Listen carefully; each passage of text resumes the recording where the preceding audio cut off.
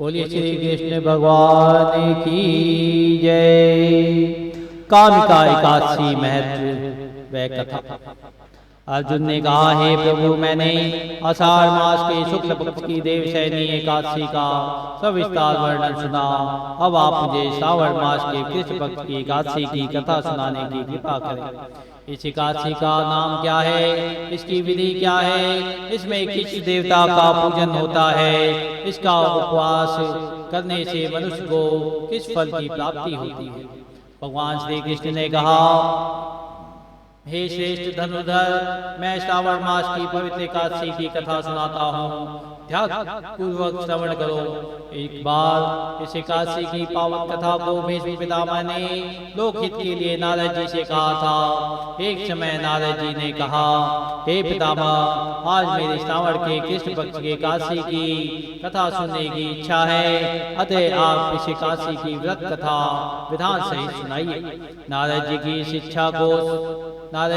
इच्छा को सुन पितामह भीष्म ने कहा, हे नारद जी, आपने बहुत ही सुंदर प्रस्ताव किया है। अब आप बहुत ध्यान पूर्वक इसे श्रवण कीजिए। श्रावण मास के कृष्ण पक्ष की एकादशी का नाम कामिका एकादशी है।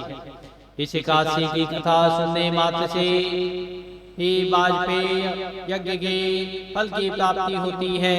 कामिका एकादशी के उपवास में शंख चक्र गदाधारी भगवान विष्णु का पूजन होता है। जो मनुष्य इस एकादशी को धूप दीप नैवेद्य आदि से भगवान विष्णु की पूजा करते हैं, उन्हें गंगा स्नान के फल से भी उत्तम फल की प्राप्ति होती है।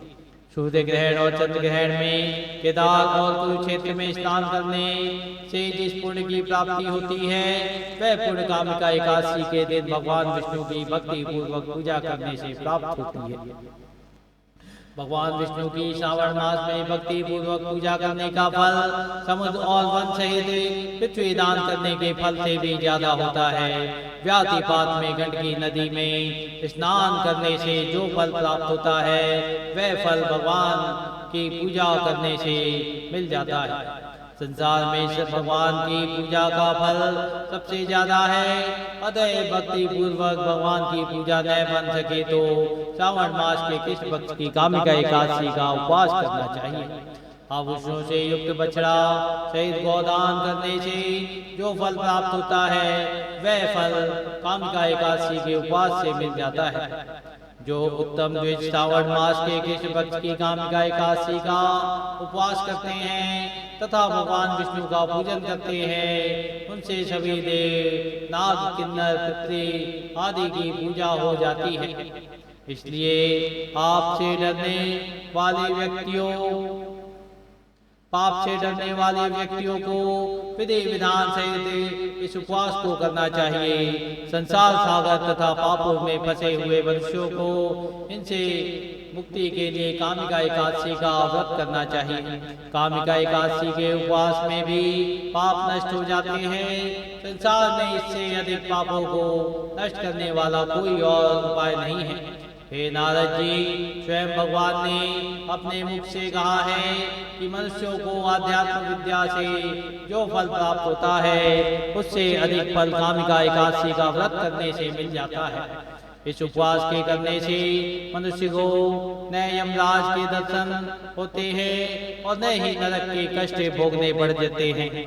वह स्वर्ग का अधिकारी बन जाता है। जो मनुष्य इस दिन तुलसी दल से भक्ति पूर्वक भगवान विष्णु का पूजन करते हैं, वे इस संसार सागर में रहते हुए भी इस प्रकार अलग रहते हैं, जिस प्रकार कमल पुष्प जल में रहता हुआ भी जल से अलग रहता है।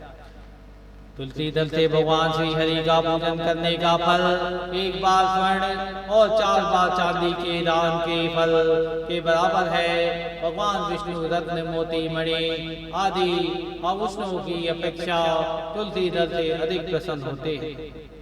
जो मनुष्य प्रभु का तुलसी दल से पूजन करते हैं, उनके सभी पाप नष्ट हो जाते हैं।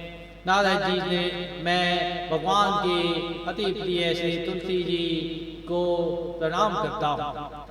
तुलसी जी के दर्शन मात्र से मनुष्य के सभी पाप नष्ट हो जाते हैं। और शरीर के स्पर्श मात्र से मनुष्य पवित्र हो जाता है। तुलसी जी को जल में से स्नान कराने से मनुष्य की सभी यम यातनाएं नष्ट हो जाती हैं। जो मनुष्य तुलसी जी को भक्ति पूर्वक भगवान के श्री चरण कमलों में अर्पित करता है उसे मुक्ति मिलती है। इस कामिका एकादशी की रात्रि को जो मनुष्य जागरण करते हैं और दीपदान करते हैं उनकी पुण्यों को लिखने में चित्रगुप्त भी असमर्थ है।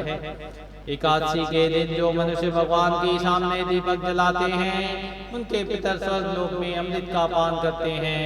भगवान के सामने जो मनुष्य घी या तिल के तेल का दीपक जलाते हैं उनको सूर्य लोक में भी सहस्त्रों दीपकों का प्रकाश मिलता है। कामिका एकादशी व्रत कथा। एक गांव में एक वीर क्षत्रिय रहता था। एक दिन किसी कारणवश उसकी ब्राह्मण से हाथापाई हो गई और ब्राह्मण की मृत्यु हो गई। अपने हाथों मारे गए ब्राह्मण की क्रिया उस क्षत्रिय ने करनी चाहिए, परंतु पंडितों ने उसे क्रिया में शामिल होने से मना कर दिया। ब्राह्मणों ने बताया कि तुम पर ब्रह्म हत्या का दोष है, पहले प्रायश्चित कर इस पाप से मुक्त हो तब हम तुम्हारे घर भोजन करेंगे। उस क्षत्रिय ने पूछा इस पाप से मुक्त होने के क्या उपाय है। तब ब्राह्मणों ने बताया कि श्रावण मास के किस्मत की एकादशी को भक्ति भाव से भगवान श्रीधर का व्रत एवं पूजन कर ब्राह्मणों को भोजन करा के सदस्त्रीणा के साथ आशीर्वाद प्राप्त करने से इस पाप से मुक्ति मिलेगी। पंडितों के बताए हुए तरीके पर व्रत कराने वाली रात में भगवान श्रीधर ने क्षत्रिय को दर्शन देकर कहा कि तुम्हें ब्रह्म हत्या के पाप से मुक्ति मिल गई है। इस व्रत के करने से ब्रह्म हत्या आदि के सभी पाप नष्ट हो जाते हैं और इस लोक में सुख भोग कर प्राणी अंत में विष्णु लोक को जाते हैं। इस कामिका एकादशी के महात्म्य के श्रवण व पठन से मनुष्य स्वर्ग लोक को प्राप्त करते हैं। जय श्री हरि। बोले श्री कृष्ण भगवान की जय।